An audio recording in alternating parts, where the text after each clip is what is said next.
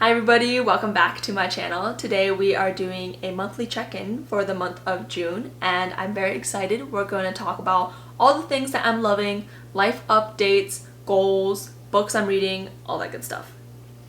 So to get started, let's talk about books. The first book I want to talk about is So You Want to Talk About Race by Odell. And you've probably heard me talk about this book enough. It's plastered all over my social media. I've been making TikToks about it, making graphics related to it, and that's just because this is one of the top 5 books I've read in my entire lifetime. The amount of personal growth I've experienced from reading this book is so much more than any growth I've ever experienced before reading other self-help or personal development books. And that's coming from someone like me who just eats up self-help books. To give a little bit of context on what the book is about, the author Odell describes the racial landscape in America in a very digestible and intellectual way at the same time. She talks upon privilege, police brutality, microaggressions, the Black Lives Matter movement, and she even has an entire chapter dedicated towards the struggles of Asian Americans in this country. I've never felt the struggles of being Asian American so heard, so well put, that it even made me understand myself and the microaggressions towards other Asian Americans more in this country. I cannot thank Odell, the author, enough for writing this book. And I know in the book she mentioned how no one wants to be having conversations about race. It's uncomfortable, it's exhausting, and she would much rather be writing mystery novels, but here she is having to talk about racial inequality. After reading this book, I'm not only more aware of my own privileges, more understanding of what Black people go through in this country that I didn't know about before, but I'm also now better equipped to participate in conversations of race because I am more educated. She provided me with the information to engage in those conversations. The next book I want to talk about is How to Do Nothing by Odell. The subtitle to this book is Resisting the Attention Economy. And I gotta say, this book took me by surprise. It is not your typical self-help productivity book. It doesn't give you actionable tips or a way to literally practice doing nothing. But Odell presents the argument of the importance for doing nothing, and she highlighted a lot of the toxic side of our capitalist society that I was not aware of before. One prominent example that stood out to me is how social media monetizes off of our attention. All these ads are placed on social media, and the goal of these platforms is to maintain attention. And this shows up in the user design of the colors of the app that draw in your attention, the placement of icons, how the algorithm is built to keep you scrolling, and so on. And once our attention, once our time is being monetized by companies, it makes sense when we become so nervous about wasting time because now our time is associated with monetary worth. I don't think Odell really has a solution towards any of this, and of course social media is a great tool. I'm on social media, I absolutely love social media, but that's not to wave a distracting flag against all the negative and toxic side of social media. So in this book, Odell highlights all those problems with our capitalist society, with our need for productivity, for self-worth, and also makes an argument about how doing nothing can be a political statement in a way to resist the capitalist narratives of our lives and society. Another book I want to talk about is 101 Essays That Would Change the Way You Think by Brianna. Hopefully I'm saying her last name right.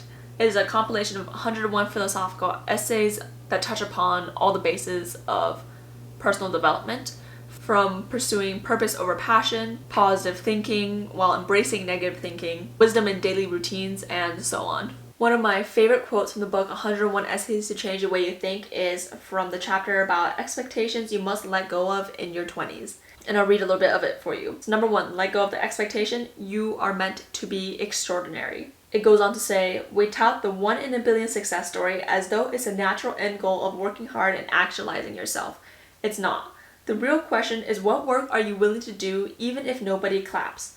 What will be worthwhile if it goes unacknowledged? How will you feel loved by a few people if you aren't recognized by many? Finding the exceptional in the ordinary is the real extraordinary. I think we all put a lot of pressure on ourselves to become extraordinary. At least I know I do. And this really helped me recalibrate with the fact that I need to let go of that expectation. It's not doing me any good and it's not giving me purpose in life. What gives me purpose in life is really reflecting on what I would like to do even if nobody claps. So that was really eye-opening and I really appreciated that line in this book.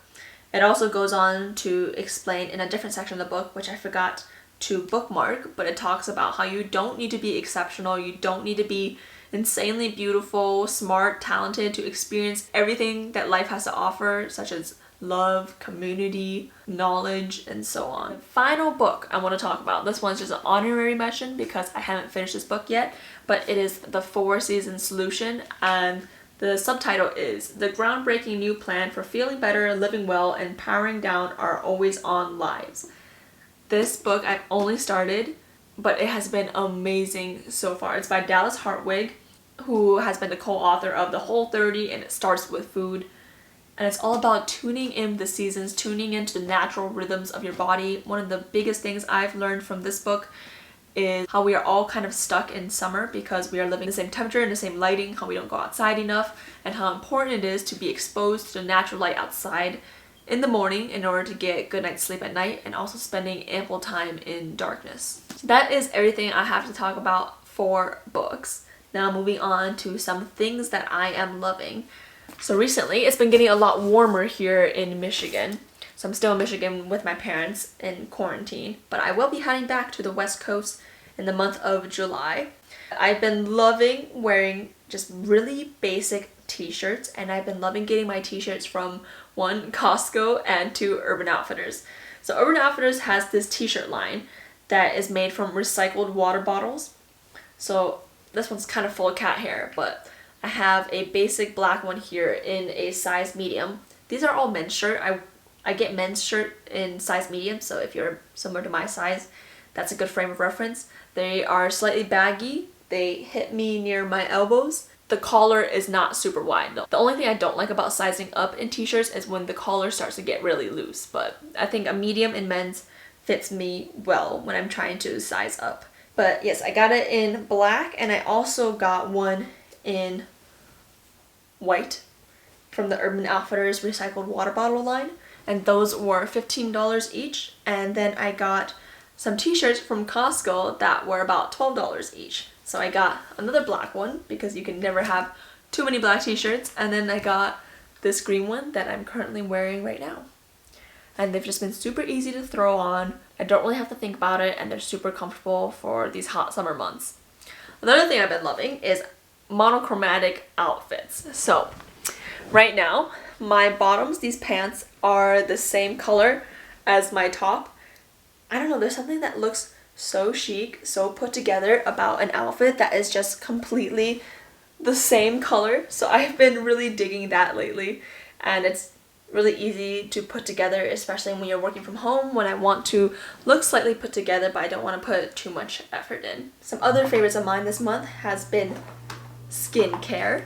So my skincare routine is very simple. I find that my skin does the best when my skincare is as minimal as possible. So for example, when I wake up in the morning, I don't use face wash, I only use water. But then I will follow up with this Innisfree toner. So I got the Innisfree Dewy line because naturally my skin is normal to dry skin, and I find that I usually break out when my skin is not hydrated enough. My morning skincare routine looks like washing my face with water, following up with this Dewy Glow toner, and then I'll go in with the Dewy Glow Jelly Cream to add some moisture. And I will finish off with the Olay 7-in-1 Effects sunscreen because it has SPF in it. And then at nighttime, I use the Innisfree Hydrating Cleansing Oil with green tea, which I am absolutely loving this one. It's so easy on the skin, so hydrating, and I just use this to remove my makeup, and it does it very effectively. And finally, at night, instead of using the sunscreen lotion, I'll use the Dewy Glow Emulsion Lotion from the same Dewy line as the other Innisfree products. One more product I've been loving is the Verb Ghost Oil. And I use this on my hair. So it's Smoothie, Moringa Blend, and Weightless Hair Oil. My hair is insanely thick, insanely frizzy and dry. And I find that it just works really well on the days that I shower. Afterwards I get out, I let my hair air dry, and then I put this oil in, and I put my hair in a French braid, and it helps moisturize it and keep that moisture in so that I can wear my hair down the next day. A lifestyle product I have been loving lately is this water bottle, also from Costco. And it just gets me to drink so much water, especially when I'm working from home and I'm just on my laptop. If I have this next to me, I'll just grab it and sip from it occasionally. It's also insulated, so it keeps water cold or it keeps hot beverages hot. My final favorite product of this month is my new bullet journal. If you've been following me since the beginning, you know I love bullet journaling. I've been bullet journaling for over 5 years.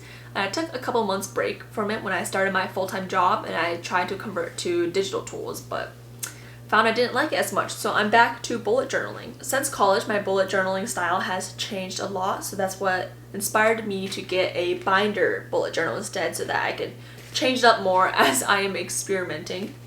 So what this is an A5 faux leather binder, and I'll have everything linked down below.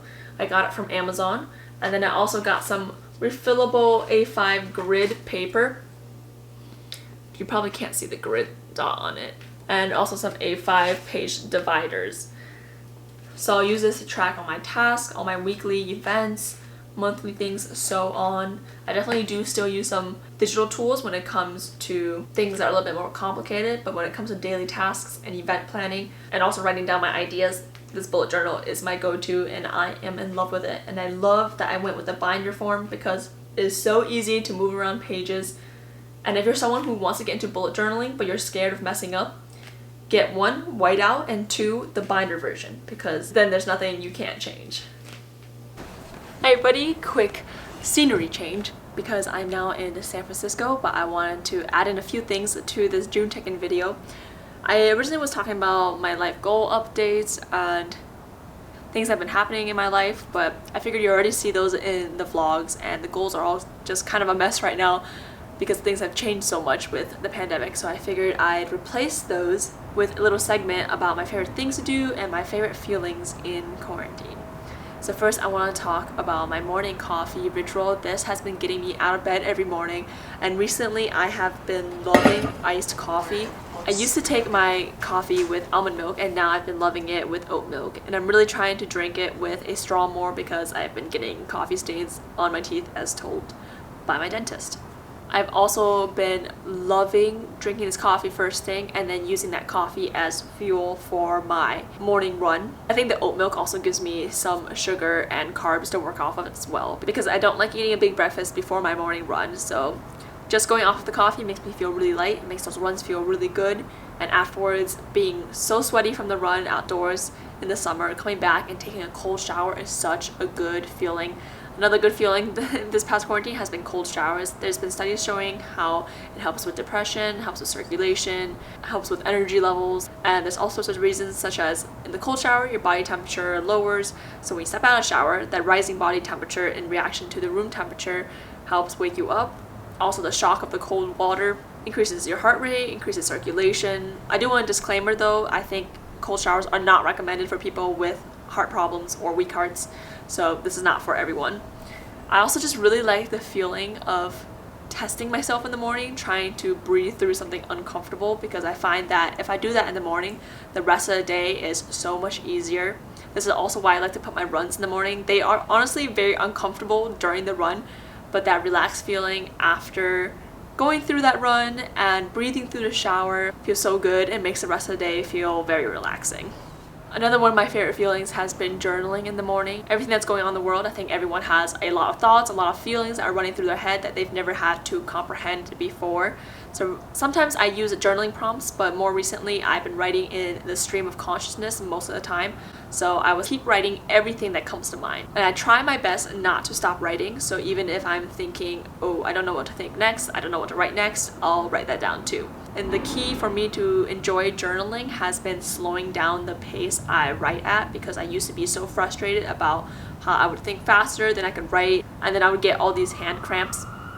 But slowing down the pace I'm writing has really introduced me to the true benefits of journaling, which is slowing down the pace of what you think and really just enjoying the process of writing pen on paper. On that note, I've also been really enjoying bullet journaling. Instead of using a pre-made notebook now, I use a A5 6-ring binder. I purchased the refillable dot grid paper for it and the page dividers, and I like the system so much more because it is so much easier to rearrange pages. You don't have to put too much thought into the spatial organization of what section is dedicated for what. I've also really been enjoying painting. I think all these activities that kind of slow down my pace of thinking have been really healthy for me.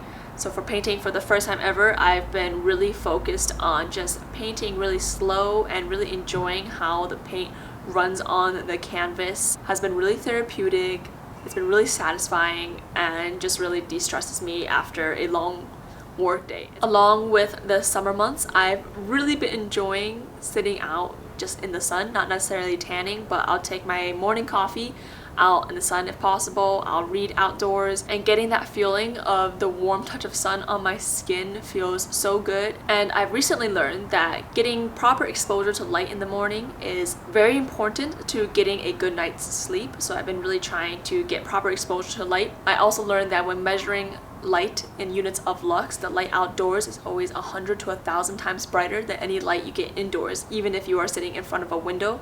So it is really important to go outside, get that proper exposure to light first thing in the morning, help energize you and also give you a good night's sleep. Those are all of my favorites and updates for the month of June. I hope you enjoyed this video. If you like it, please give it a thumbs up. It helps my YouTube channel in the YouTube algorithm, and click subscribe for more. I'll also include links to all the supplies I use for my bullet journal system. If you want to see more on that, please let me know in the comments. And I'll see you for the next monthly check-in. Or honestly, I'll see you for the next video. I think a vlog is coming out next, so stay tuned for that. Bye! Young age, trying to make a bit. Now that I'm up, they all on my dick. No contractors, never thrown a brick. Just trying to keep it cool like this ice on my wrist. God-given talent, been feeling blessed. Kept it 100 like an Asia's math test.